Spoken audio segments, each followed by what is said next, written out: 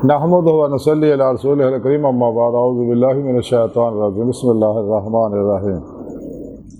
वमा असाबकुम मिन मुसीबतिन फबिमा कासबत अयदीकुम व यअफु अन कसीर सदक़ल्लाहु मौलाना अज़ीम व सदक़ रसूलुहुन नबियुल करीम ला इलाहा इल्लल्लाहु मुहम्मदुर रसूलुल्लाह कुर्रतैन बिका या रसूलल्लाह सल्लल्लाहु अलैहि वसल्लम।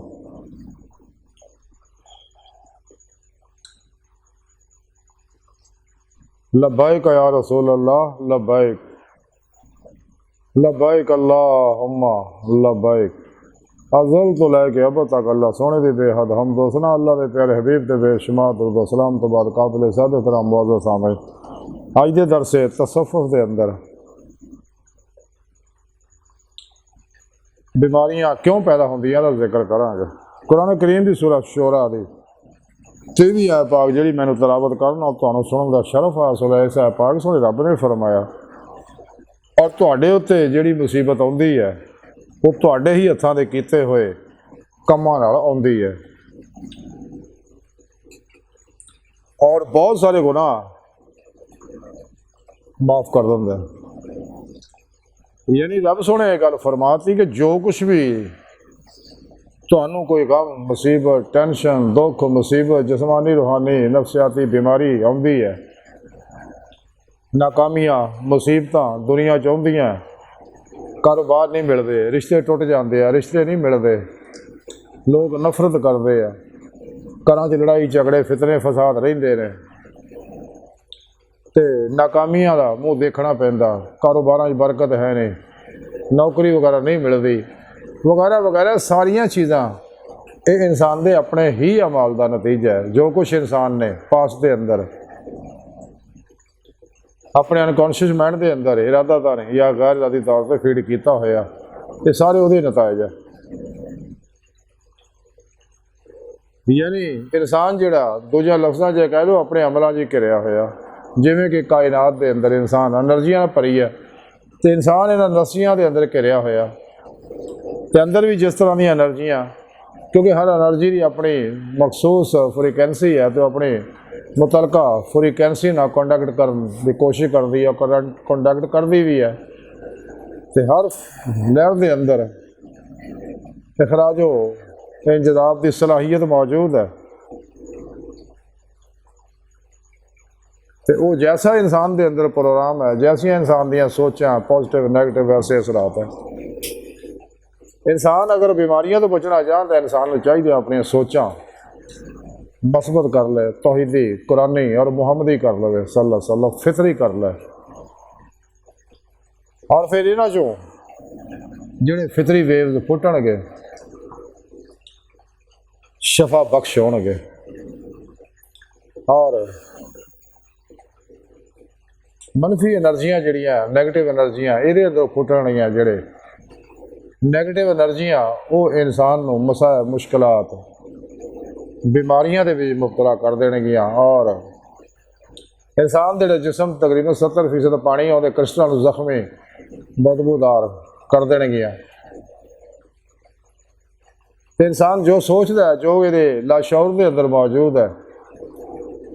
तो वैसे ही वो चो फुटन वाली एनर्जियां वैसे असरात पैदा कर दियाँ तो जिवें इंसान के पानी नूं वो बदबूदार बनाउंदियां उहदे क्रिस्टल नूं बेरुबा बना दियां जैसा कि अज दी साइंस ने गल्लां तस्लीम कर लिया। इसी गल की तहकीक करदे हां पानी के कुरानी असरात आबे ज़मज़म ते तहकीक करदे हां जापान के बहुत बड़े साइंसदान डॉक्टर मिसारो मोटो मुसलमान हो गए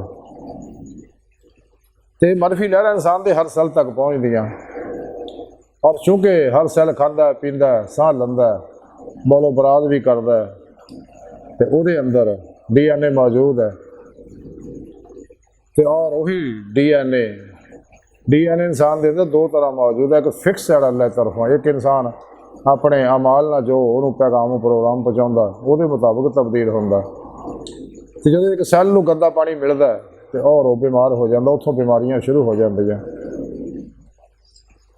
इस वास्ते हज़ूर मौला अली मुश्किल कुशा ने कड़ी सोहनी गल की है कि तुहाड़ियां बीमारियां भी तुहाडे अंदर आ, तुहाडी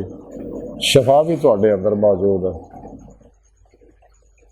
तो कुरान पाक भी सोहने रब ने दस्सिया कि कुरान शफा आ। तो ये इंसान के अंदर जो कुछ भी है मौजूद है इंसान के अपने ही अमाल का नतीजा है। तो बजाए कि अपने अंदरों वो नैगेटिव एनर्जियां नूं कढे अपने लाशौर चों इसमें आज़म अल्लाह के जिक्र ना, कुरान की तलावत ना, सदका खैरात ना, खिदमत खल्क ना, दुरूद पाक पढ़न ना, इन्हां नैगेटिव एनर्जियां नूं जलावे बजाए दे के इंसान नींद दीयां गोलियां खानी शुरू करता, क्योंकि इंसान की नींद भी उड़ जाती है। बीमारी भी दिन ब दिन इंसान नूं रंग बरंगियां बीमारियां होण लग पैंदियां, यानी बीमारियां होंदियां ही इंसान दे लाशौर दे अंदर मौजूद प्रोग्रामे नाल जो कुछ सेव किया इंसान की मनफी सोचा ना। बुनियाद सोच ही है, जैसा कि मौला हज़रत मौला रूमी रहमतुल्लाह सुल्तान आशिकीन ने कड़ी सोहनी गल की, फरमाया कि जो कुछ इंसान है सोच ही है, और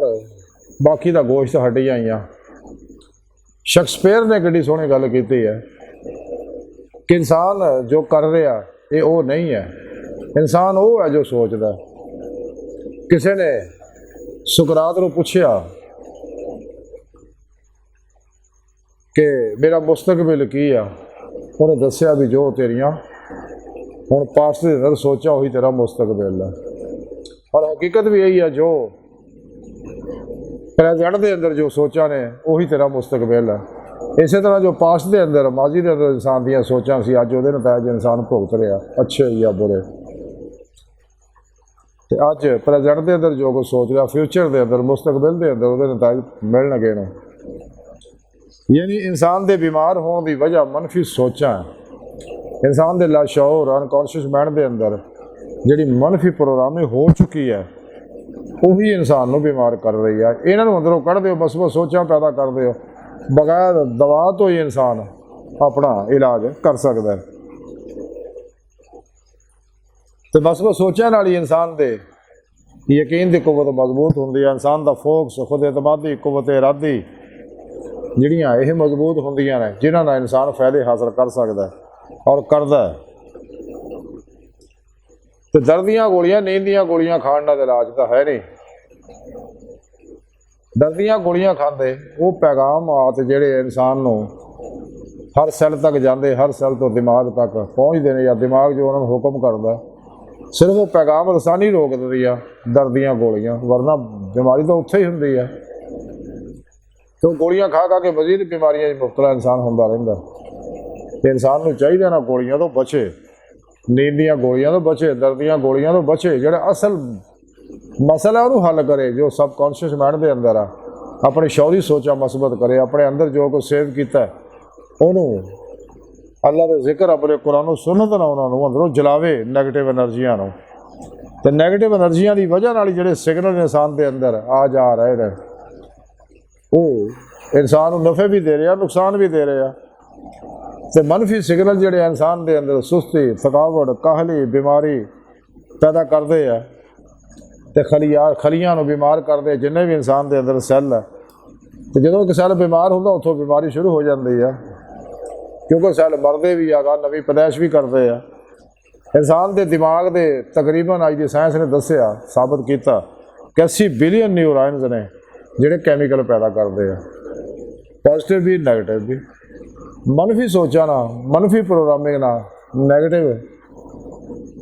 जहरीले कैमिकल पैदा होते हैं इंसान को बीमारियां मुब्तला करते हैं। और मुस्बत और पॉजिटिव सोचा ना, कुरानी मुहम्मदी तौहीदी सोचा ना सल्लल्लाहु अलैहि वसल्लम ते इंसान के अंदर शफा बख्श कैमिकल पैदा होंगे हैं जिहड़े इंसान की नींद को बेहतर करते हैं, इंसान की बीमारियों को बेहतर करते हैं। इस वास्ते इंसान को चाहिए हमेशा मुस्बत सोचे, मुस्बत देखे, मुस्बत सुने, मुस्बत बोले और मनफी प्रोग्रामों तो बचे, क्योंकि मनफी प्रोग्राम जिन्हें भी इंसान के अंदर है, जिन्हें भी इंसान के अंदर खौफ है, डर है, गुस्सा है, नफरत, इंतकाम है, ये जहरीले कैमिकल पैदा करके इंसान को बीमारियां ही मुब्तला कर रहे हैं। इंसान नूं चाहिदा इन्हां नूं अपने अंदरों जो कुछ लाशौर च सेव होया उन्होंने अल्लाह रसूल के दसे प्रोग्राम के मुताबिक इन्हां नूं दुरुस्त करे, क्योंकि नैगेटिव एनर्जियां नैगेटिव सोचां दे नाल इंसान के अंदर जो ताफन और गलाजत पैदा होंदी, गंदगी पैदा होंदी बदबूदार, तो वह इंसान नूं बीमारियां च मुबतला करदी है।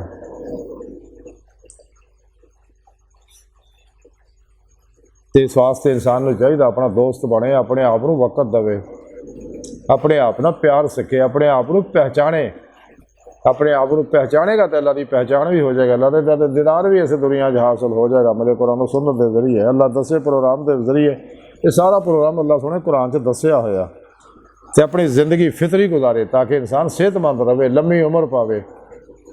वरना अगर मनफी प्रोग्राम सेव किए, मनफी किए आ, इंसान का जिसम कमज़ोर हो जाएगा, जिल्द ढिलक जाएगी, झुड़ियाँ पै जाएगियाँ, इंसान दियाँ हड्डियाँ कमज़ोर हो जाएगियाँ, इंसान के अंदर के इज़ा जिहड़े आ आर्गन जिहड़े आ वो बीमार हो जाएंगे, जिथों मजीद बीमारियां पैदा हो जाएगियां।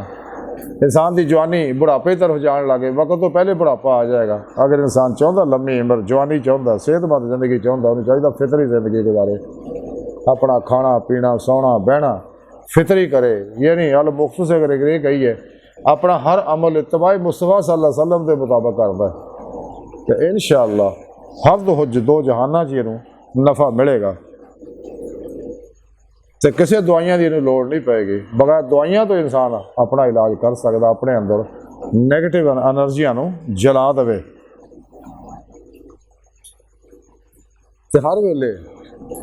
कुड़ना सड़ना छड़ दे, लोगों के इल्जाम तलाशियां छड़ दे, अपने आप नाल प्यार करे, मखलूक नाल प्यार करे, दरगुजर तो कम लवे, कदे लोगों ने गल्लां दा गुस्सा ना करे, हमेशा भलाई का रवैया रखे, खिदमत खलक करे, मेरा इम्तियाज रखो नसल मजहब मिलत, किसी इंसान को दुख ना देवे। सच्चा मोमन मुसलमान सूफी जो नफा बख्श होंदा, बेज़रर होंदा, वो फायदा पहुँचाउंदा और लोगों दी गल्लां नूं बर्दाश्त करदा, सबर करदा। सबर का इनाम बहुत बड़ा, इन्नल्लाह मा साबिरीन, अल्लाह तुहाडे नाल है। फिर आइए सारी गुफ्तगू का खुलासा यही है कि इंसान को बीमारियां जड़ियाँ पैदा होंदियां अपने इंसान दियां मनफी सोचां और मनफी प्रोग्राम जिहड़ा लाशौर अंदर सेव किया है, जिहदी प्रोग्रामिंग की है इरादतन या गैर इरादी तौर पर, ये उहदी वजह नाल ही है। तो इंसान को चाहिए इन्हां नैगेटिव एनर्जी नूं उधरों चला दे, तो इंशाअल्लाह कदे कोई बीमारी पैदा नहीं होएगी और इंसान को सेहत होएगी। और बगैर दवा तो ही इंसान अपना भी इलाज कर सकता, दूजियां का भी इलाज कर सकता, ते अपने अंदर एनर्जियां दूजियां अंदर मुंतकिल भी कर सकता और अल्लाह वालियां को, अल्लाह के प्यारे हबीब सल्लल्लाहु अलैहि वसल्लम, अल्लाह सोने को नूर हासिल कर सकता है अपने अंदर। तो अल्लाह सोने की बारगाह दिल की गहराइयां दुआ कि अल्लाह सोने हस्ता बड़े हकीर पर तकसीर माड़े कमज़ोर कम इल्म आजिज़ मस्कीन बेसहारा इंसान है, साए पीरो पेशवा दे तेरे प्यारे हबीब सल्लल्लाहु अलैहि वसल्लम दे, तेरी सोहनी पाक ज़ात दे साडा कोई सहारा नहीं, सानू होर किसी सहारे की लोड़ भी नहीं। सानू दुनिया कबर और आखिरत सारा ताक़ फरमाए, सानू मनफी सोचां तो बचाई और कुरानी मुहम्मदी सोचां वाला बंदा बनाए, सानू बीमारियां में शिफाए कामिला अता फरमाए, सारियां खता गुनाह गलतियां लक्ष्यां माफ़ फरमाई, अपने दामी ददा दी नेमत अज़मत दौलत कुबरा अता फरमाए। अल्लाहु अकबर कबीर, अल्लाह बस, तो बाकी सब हवा सब अमा अलैना इल्लल बलागुल मुबीन।